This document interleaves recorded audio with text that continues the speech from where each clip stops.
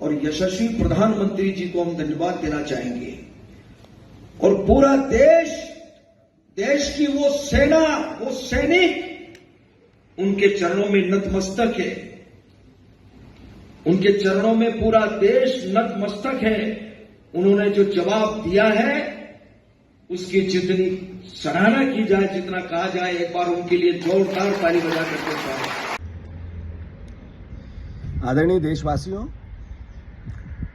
आज मध्य प्रदेश के उप मुख्यमंत्री जगदीश देवड़ा ने अपने एक भाषण में ये कहा कि भारत की सेना नरेंद्र मोदी के चरणों में नतमस्तक है।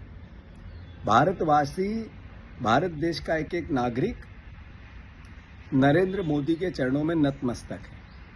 2 दिन पहले विजय शाह ने एक बेटी का अपमान किया और इतने गंदे और जलील शब्दों का उपयोग किया, पूरे देश ने देखा। हाई कोर्ट ने संज्ञान में लिया। दोनों घटनाओं पे भारतीय जनता पार्टी मौन है।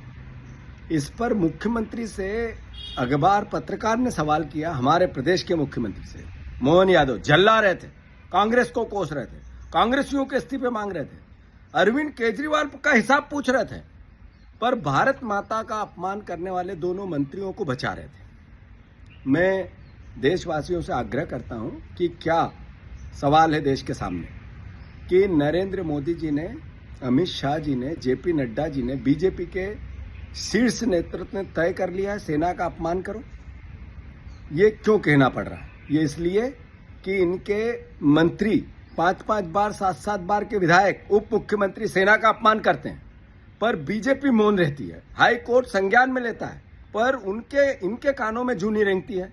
जब सवाल पत्रकार करता है तो ये झल्ला के पत्रकारों से सवाल करते हैं। तो देशवासियों, देखो, समझो, अब भी अगर कार्रवाई नहीं हुई, जगदीश देवड़ा का इस्तीफा नहीं लिया गया, विजय शाह का इस्तीफा नहीं लिया गया, तो 100% मेरा आरोप नहीं है, ये तथ्य सत्य है कि बीजेपी के शीर्ष नेतृत्व ने सेना का अपमान करने की इनको छूट दे दी है। कांग्रेस इसका घोर विरोध करती है।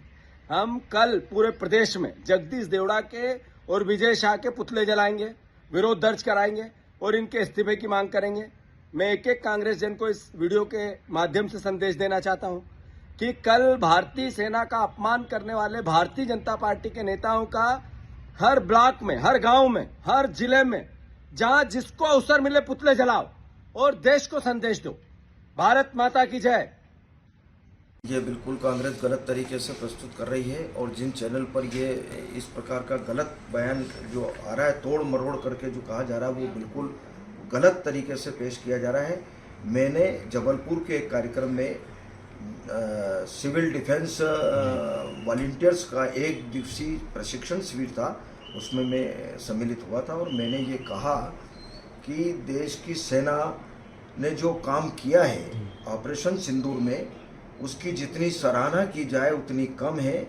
और देश की जनता भारत की सेना के चरणों में नतमस्तक है, उनको प्रणाम करते हैं, उनका सम्मान करते हैं। जितना कहा जाए उतना कम है सेना के बारे में।